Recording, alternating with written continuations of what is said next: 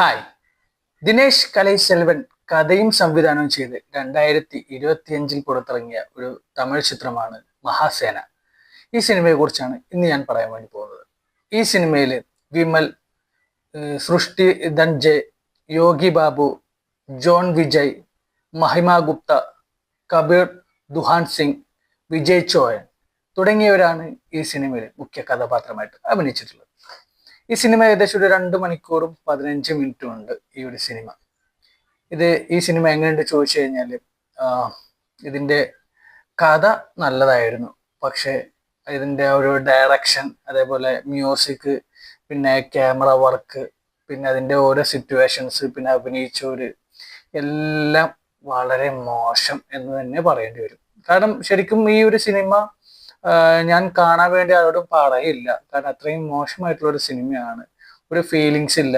എന്തൊക്കെയോ കാട്ടിക്കൂട്ടിയിട്ടുള്ള ഒരു പടം. യോഗി ബാബു ഒക്കെ ചുമ്മാ വരുന്നുണ്ട്, എന്തൊക്കെയോ കുറെ കോമഡി കാര്യങ്ങളൊക്കെ ചെയ്ത് പോകുന്നുണ്ട്. അതേപോലെ വിമലിന്റെ ക്യാരക്ടർ, അയാൾക്ക് വയ്യാന്ന് തോന്നുന്നുണ്ട്. തീരെ എന്താ പറയാ, ഒന്നിനും ഒരു ആവതില്ലാത്ത ഒരു ക്യാരക്ടർ പോലെയാണ് ചെയ്തിട്ടുള്ളത്. കാരണം അയാൾക്ക് കൊടുത്തിട്ടുള്ളത് നല്ലൊരു ക്യാരക്ടറാണ്, അതായത് ഒരു സ്ട്രോങ് ആയിട്ടുള്ള ഒരു ക്യാരക്ടറാണ് കൊടുത്തിട്ടുള്ളത്. അതായത് 2 കഥാപാത്രങ്ങൾ വേർതിരിക്കുകയാണ്. ഒരു നാട്ടിലെ ഒരു വിഗ്രഹത്തെ സംരക്ഷിക്കുന്ന ഒരു ക്യാരക്ടറായിട്ടാണ് നമ്മുടെ നായകന് കൊടുത്തിട്ടുള്ളത്. വില്ലന്റെ ക്യാരക്ടർ കൊടുത്തിട്ടുള്ള ഒരു പെണ്ണിനാണ്. ആ പെണ്ണ് എന്നാലും വല്ല കുഴപ്പമില്ലാത്ത രീതിയിൽ ചെയ്തിട്ടുണ്ട്. പിന്നെ കൂടെയുള്ള ആൾക്കാരുടെ ഒക്കെ ഒരു കാട്ടിക്കൂട്ടിലൊക്കെ കണ്ടു കഴിഞ്ഞാൽ നമുക്ക് ശരിക്കും നാടകം എന്നാലും കുഴപ്പമുണ്ടാവില്ല എന്നുള്ള രീതിയിലൊക്കെ പറയേണ്ടി വരും. അത്രയും പെർഫെക്റ്റ് ആയിട്ട് ഈ സിനിമയിൽ ഓരോരുത്തരെ കാസ്റ്റ് ചെയ്തെടുത്തിട്ടുണ്ട്. പിന്നെ ഒന്നുകൂടി നല്ലത് പറയാനാണെങ്കിൽ ഇതിലൊരു ആനയുടെ കഥാപാത്രമുണ്ട്. ആനയുടെ കഥാപാത്രം എന്നാലും വലിയ കുഴപ്പമില്ലെന്ന് തോന്നുന്നു. പടം സത്യം പറഞ്ഞാല് ഈ 2.25 മണിക്കൂർ ഞാൻ എങ്ങനെ കണ്ടിരുന്നു എന്നുള്ളത്, ഇനി എന്തെങ്കിലും ലാസ്റ്റിലേക്ക് എന്തെങ്കിലും ഒരു ട്വിസ്റ്റ് ഉണ്ടാവും, അല്ലെങ്കിൽ ഒന്നുകൂടി ഭയങ്കര ഗംഭീരമായിരിക്കും എന്ന് വിചാരിച്ചു. പക്ഷെ അതുപോലെ തന്നെ നമ്മുടെ ജോൺ വിജയ്, അങ്ങയുടെ വില്ലൻ കഥാപാത്രമൊക്കെ എല്ലാ സിനിമയിലും കാണുന്ന പോലെ ഒരു പോലീസിന്റെ ക്യാരക്ടർ, അതല്ലെങ്കിൽ ഒരു ഫോറസ്റ്റ് ഓഫീസർ ക്യാരക്ടർ, അങ്ങനത്തെ ഒരു ക്യാരക്ടർ ഇതിലും കൊടുത്തിട്ടുണ്ട്. ചുമ്മാ അയാൾ അങ്ങോട്ടും ഇങ്ങോട്ടൊക്കെ എന്തൊക്കെയോ പറഞ്ഞ് കൂട്ടി പോകുന്നുണ്ട്. അതും പോരാണ്ട് നമ്മുടെ കബീർ ദുഹാൻ സിംഗ്, അയാൾക്കാണ് ഇതിന്റെ ഒരു ക്ലൈമാക്സിൽ ഒരു റോൾ കൊടുത്തിട്ടുള്ളത്. അയാളെ റോളും മൊത്തത്തിൽ ഈ സിനിമ സത്യം പറഞ്ഞു കഴിഞ്ഞാല് ഒരു ഫ്ലോപ്പ് മൂവിയാണ്. എനിക്ക് ഒരു ഫീലും തോന്നിയില്ല. ചുമ്മാ അങ്ങനെ ഓരോ സീൻ ഇങ്ങനെ ചുമ്മാ അങ്ങനെ കണ്ടിരുന്നു എന്നല്ലാണ്ട് പ്രത്യേകിച്ച് ഒരു നമുക്കൊരു ഒരു സംഭവം ഇല്ലാത്ത ഒരു സിനിമ എന്ന് വേണ്ടി പറയേണ്ടി വരും. ഒരു ഫീലിങ്സും തോന്നാത്ത ഒരു സിനിമ എന്ന് പറയേണ്ടി വരും മഹാസേന എന്ന് പറയുന്ന ഈ മൂവിയെ കുറിച്ച് എനിക്ക് പറയാനുള്ളത്.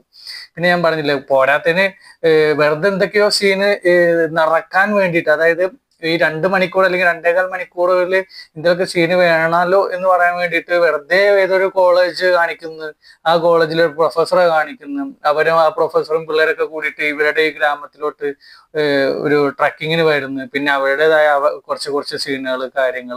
പിന്നെ ഇതിൽ വില്ലത്തിയുടെ ഹസ്ബൻഡായിട്ട് അഭിനയിച്ചിട്ടുള്ള ചെങ്ങായിനെ കാണാൻ നല്ല രസമുണ്ട്.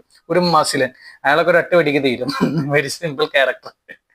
എന്താ പറയാ, അയാളായിട്ടൊക്കെയുള്ള ഫൈറ്റ് ഒക്കെ ഉണ്ട്. ഫൈറ്റ് ഒക്കെ കണ്ടെങ്കിൽ നമുക്ക് ശരിക്കും ചിരി വരും. ഫൈറ്റ് ആയിട്ടൊന്നും തോന്നുന്നു പോലില്ല. വെറുതെ ചുമ്മാ ഓരോ കുന്തം കുടച്ചക്കളൊക്കെ ആയിട്ട് കുറെ ആൾക്കാർ വരുന്നു, എന്തൊക്കെയോ കാട്ടിക്കൂട്ടുന്നു. ശരിക്കും എന്തിനാണ് ഈ സിനിമ എടുത്തതെന്ന് തന്നെ തോന്നുന്ന രീതിയിലാണ് ഈ സിനിമ എടുത്തിട്ടുള്ളത്. എനിക്ക് തോന്നുന്നു ഈ വിമൽ എന്ന് പറയുന്ന ആ ഒരു കഥാപാത്രം, അല്ലെങ്കിൽ ആ ഒരു ക്യാരക്ടർ, അല്ലെങ്കിൽ ആ ഒരു ആക്ടർ നല്ല രീതിയിലൊക്കെ ഒരുപാട് സിനിമയിലൊക്കെ അഭിനയിച്ചിട്ടുള്ള ഒരു വ്യക്തിയാണ്. പക്ഷെ എന്തുകൊണ്ടാണ് ഇങ്ങനെ ഒരു സിനിമ എടുത്തത് എന്നുള്ളത് എനിക്ക് തോന്നുന്നില്ല.